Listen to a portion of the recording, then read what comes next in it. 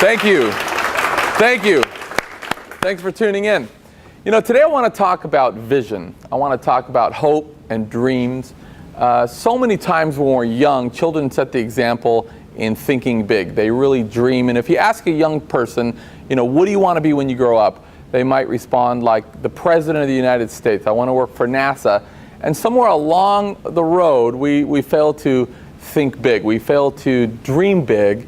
And today I'm going to introduce you to an entrepreneur and professional athlete that not only thinks big, but in my opinion, he's come up with something that not only could change the face of sports, but affect millions of people in a positive way. I'm really excited to have him. Don't go anywhere. We'll be right back. This is a game changer, literally. We'll be right back. Don't go anywhere. Thank you. Thank you. I'm here with my great friend, what's your name again? It's Doc. Go by Doc. And anyways, me and Doc, Doc's been gone for a couple weeks. Many of you know that Doc's been on a tour, if I could say tour, to Africa, doing many things, curing kids, and I don't know if we can say curing, but we've been doing many things. And you took your wife and daughter Ellie as well over there. How was your trip, my friend? Yeah, it's great. It was Kenya. I would recommend you buy the video and leave it at that. It's long, it's 37 hours, but an amazing trip. We saw lots of children, treated children, went to a couple of orphanages, tons of animals, all the things you'd think you'd see in Africa. I brought you back it's in the Maasai tribe, which is the Maasai warriors. They bead once a year a necklace for the chieftain and leader of the tribe. And that, no, I'm sorry, that's not for you, that was for me. Oh, yeah, not the leader. No, that's right. No, I got you an African violet. Oh, okay. I'm going to bring it back. All right, well, I appreciate that. Nah, that's the kind of guy I am. What did Elle think of the animals? Did you guys have a chance to Ellie loved the animals, but I will tell you one quick story that I didn't realize. Probably everybody out there is familiar with this thing called the equator. I knew about the equator, but it's marked in Africa. There are roadside stands that you go to and they go, this line is the equator. And what they do is they take a bucket, put a hole in the bottom of it, and you know the Coriolis effect where you see that sort of that water? Well, it so happens that north of the equator, by literally a foot, it goes clockwise and walk just a foot to the other side, and it goes counterclockwise. And they show you that. They actually have a stick that goes this way and then flips around. So what's the big deal? No big deal, but they said that's also true of our toilets. So when you flush a toilet, ours goes clockwise. South of the equator goes counterclockwise. Why is that a big deal? Unfortunately, that was what fascinated Ellie. Yeah. So you got tigers. Lions. No. We visited every bathroom in Kenya was checked by my daughter, and she would come out and go, "We're south of the equator. We're south of the equator, Dad, or we're north of the equator." It was a great trip. I really do recommend it, but lots of interesting things. The poverty is just astounding. Yeah. Absolutely amazing. It's one thing to see on television. It's another to be there. Yeah, you can't leave without taking a piece of it with you. Well, I know last year I was in Zimbabwe and also South Africa, and I know that Zimbabwe has adopted the U.S. dollar. In Kenya, what form of currency are they using? They have not. They used a Dungaga. And I just made that up. I have no idea what the name of it is. Yeah, but everybody believes you. I was actually going to say, did you bring me back some Dingaga? No, I brought you some Dingagwa, all right. I've got it outside for you. So it's shillings, actually. Oh. They're still on the British system. Just about everybody we met had a British accent. So they continue with that, not the dollar. Well, I'll tell you, welcome back. I'm glad you had a safe trip. We did, and thanks. I'm excited actually about our guest tonight. Yeah. You know, the young guy, Tyree Burks, and not only professional ball player, but has had amazing success as a young entrepreneur, and he's launching a big undertaking, and I'm going to let him tell us about it. Please help me welcome Tyree Burks. Hi, Tyree. Welcome. Nice to meet you. Thank you.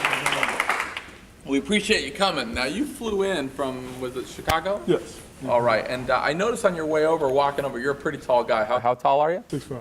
6'5", good Lord.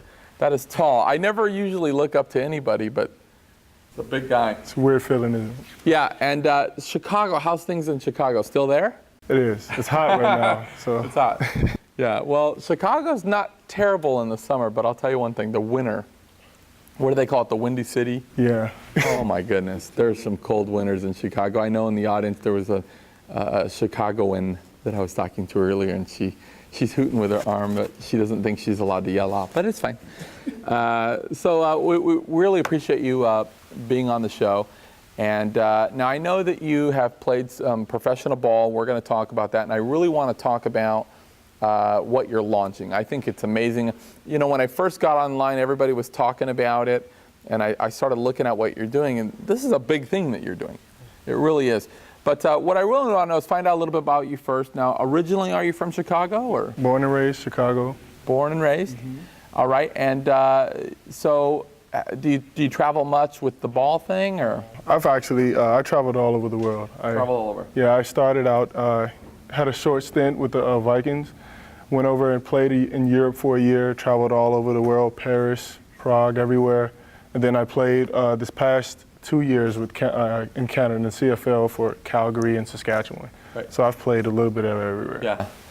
You know, a while back I was interviewing a football player, and I actually don't even want to say the story because I slaughtered this interview yesterday. I don't even know if I can say it on air, but this Friday I was actually interviewing.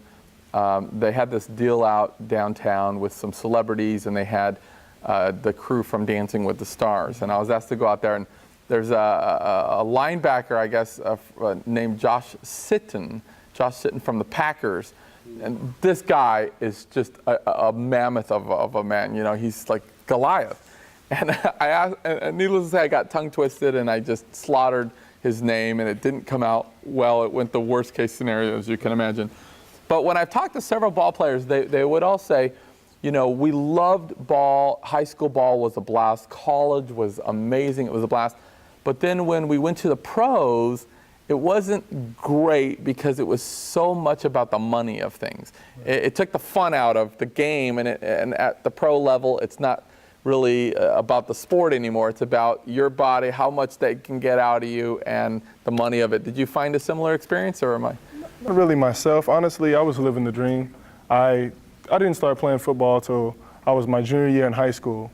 I was one of those really, really bad guys that worked really, really hard. So when I got to the professional level, I was like, oh, and I was just really just happy and excited of where I was at. So I wasn't able to find the negative things about where I was at the time. Yeah, well, I'll tell you, I know the road life is hard, the travel is hard. Any kids or family? Yes, I have a 6-year-old son. Oh, 6-year-old son. So yeah, it's hard at the same time, really but is. he just loves watching me play football and stuff like that. So it was a really good experience on that end as well. Yeah, but coming home is so amazing, right? Yes. Especially that age is so fun. I have a 4-year-old myself, and I know Doc Elle, well, she's a little older. Elle is 7. 7. Oh, yeah. So. Yeah, she's a football player, too. Okay, well, she plays tonight.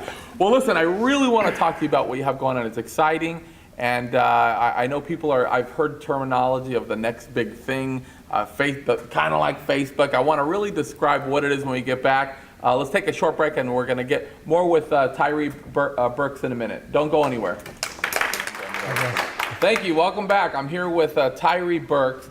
And now we've talked about it. You started with the Minnesota Vikings. You had a very brief career there. You moved on to all over the place, including Canadian football. I was just curious, what's the difference really of playing with a team like the Vikings and then going Canada? I've actually heard both sides of it. I heard that Canada's a little more disciplined. I've heard two different things. I want to say the field size is a lot bigger. You run a lot more, and the pay is worlds different. Yeah, okay, leave it at that, my man, I get it.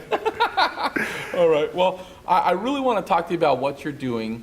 You know, as I mentioned, it's a big undertaking. I truly believe that it could not only change the face of sports, and we're going to talk about how I think it's going to affect that, but I think that it could change potentially millions of lives, and it's great to find a young person still wanting to change the world, you know, without sounding too ridiculous, really thinking that they can affect mass change, because it's just not the common thing anymore. Most people are defeated before they even start. But there is a lot of young guys out there. They're getting it done. We got the Zuckerbergs of the world and many others. But do you really feel like you can kind of compete at that level? I mean, have you thought much about? I mean, do you feel like you could be the next guy? I think this could be the next big thing. Obviously, it could be life-changing for the world itself. But from a standpoint of me being the next big guy, those expectations would never be there. I just really work hard with what we have and just trying to make an impact on this level. As it grows, it's up to God, I think. Yeah. So it's really, I know you're saying, and I appreciate the modesty. It's really not about me personally being the guy, but definitely, I think the buzz around the water cooler, I should say, is this literally could be one of those next things that's really going to have an impact globally. Now the company, break it down for me a little bit. It's actually AO1, and we're going to talk a little bit about the name. But what do you, right now, where you're at with this company, what are the needs? What do you guys, what stage are we in, I should say?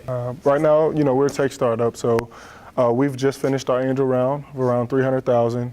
We are, say, a month and a half away. We launch our beta product on July 16th with Iowa State, University of Colorado basketball. So we've actually just working with those right now, trying to use those 6 months as a learning process. Okay, and what are the needs right now?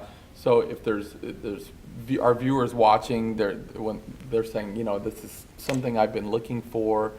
I mean, is there a need for potential funding to come in, or? Well, we've actually, like I said, we finished our angel round, and we're looking for VC funding moving forward, but it's not an immediate need. Any conversations for investors moving forward will be a great opportunity for us, I think. Yeah, and them too, from what I've seen. Of course. Yeah. What I've seen, it's really good. Okay, now tell us a little bit about the name. When I first saw it, I was like, what does this mean? AO1. How did you guys come up with the name, and what's the background? Well, AO1 Solutions is the name of the company, and AO1 means audience of one. I went to a Athletes in Action camp, and it's a Christian athlete term where it means God is your only audience of one. And student athletes in itself, we tend to play for the love of the game or the love of our coach. Right. This defeats all of that. And, God is our only audience, so he's the only one that we play hard for. So the name of our company is AO1. Your team, your sports organization is your only audience. Right. And just for the audience, just give us a brief overview of exactly what AO1 Solutions does. A lot of people, it has a social media aspect to it, but it's more built for internal sports people to use. Is that right? Yes. Explain just kind of an overview of what you're doing. So what we're building is an internal communication portal for sports organizations. Kind of think of us as a private Facebook for an entire sports organization. Kind of streamlining the communication from administration, academics, coaches, players, and the staff that kind of works, strength and conditioning coaches, athletic trainers, all the paper traffic, all the communication, text messages, Huge emails, group, so many, all on one platform. Okay, and so really we can track, because I know back when I was going to school, we had the cool jocks, you know what I mean, and they were always looking at possibly getting recruited or whatever, and even at the high school level or college level, grades is a big thing, yes. Right? So you might have these people with brilliant talents, but if they're really slacking on the grades, a lot of them would risk potentially being cut. And so with this program, it's like you said, it's a portal to where everything can really be monitored. They can see, for instance, from my understanding, you can send them a playbook and say, you got to learn this. You can tell if they opened it, you can tell if they're doing their work, if they're toeing the mark, and everybody, it's kind of open information that we could all see, this guy's not doing what he should be doing, or hey, this guy's putting in the work and he deserves an opportunity. Right. So amazing, and I didn't realize how broad that sports field was, even internally. And when you think about all the different teams, it's in terms of sports tech, sports is worlds behind the technology industry. And then what we found an immediate need from an academic standpoint with all collegiate sports. The NCAA has put in a new reform that started this January, whereas if these sports organizations don't reach a certain mark, they actually can't participate in postseason play. They lose 10% of their scholarships. These are really extensive and really serious repercussions if they don't meet this mark. our academic platform facilitates that whole platform. Yeah. And if you think about it, I mean, we're talking sports teams worldwide Yes. that could actually use this, so it's absolutely amazing. Now, real quick, before we break again, I want to ask you about an article I ran across, Why Not You? Was that a great article? And when I read it, it really felt like it was written from the heart. But tell us a little bit about the article, Why Not You, and what kind of inspired you to? It's Why Not You is it's a movement that I kind of want to start, that I want the world to actually have. It's pretty much a question that you're asked whenever you are faced with something you want to do, a goal. Why not you? Why can't you do what you want to do? And I feel that as we have excelled in life, you know, we come from that child place where we dream big, where we want to become anything that we want to become. Right. And as we get older, we're told to be realistic. Yeah, it's and not real. Right, you know, and I think being realistic is the quickest way to mediocrity. Whereas if I dream and continue to dream and keep working towards those dreams and goals, why can't I be the next Mark Zuckerberg? Why can't I be the next president? Absolutely. And, you know, I really want to hear more about this, and we want to hear about more with Tyree's dream in a minute. Don't go anywhere. We'll be right back. That's good, man. Okay, I'm here with Tyree Burks. And Tyree, we were discussing before the break the article that Why Not You? And I completely agree with what you're saying. I think that a lot of times there's so many paradigms that are handed down from generation to generation, and saying, you're going to work for NASA. That's not realistic. You're not going to work for NASA. Never going to happen. And we accept that as being, reality. And really, when you fail to stop thinking big, that's really the reality that just nobody wants. You know what I mean? When you hate what you do every morning, it's just no way to live life. And we appreciate still finding entrepreneurs that still think really big. In fact, when I was reading the article, it was talking about not only changing the world and changing, affecting youths in a positive way, but it was mentioning heroes. Being a hero to maybe starting in your community. So many people are looking at what can I get out of my community, and they're using everything they can in their community instead of saying, what can I do for my community, right? And then on a bigger scale, what can I do by being born into this world? What can I do for the world so I leave it a better place than when I came in? And then I think I was raised that way. Yeah. Since I feel we have a necessity to give back in this world, I feel that if we don't give back, if we don't pass down what we've learned over time, what are we doing in this world? How are things going to be better? So that's pretty much where I'm at. And was that from your family, or did you have a personal hero?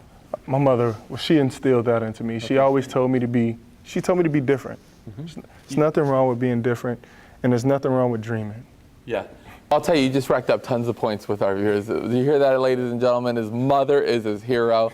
You can't do anybody. We were expecting the Michael Jordan or something with many people, but that's great. So many times, and parents really can't teach what they don't know. So many of us, including myself, we might have been raised in an atmosphere where, they didn't have good habits, particularly, say, financial habits, so they really can't pass on good education and good financial habits. And it takes generations for somebody to go outside the family unit, so to speak, and go find that great education.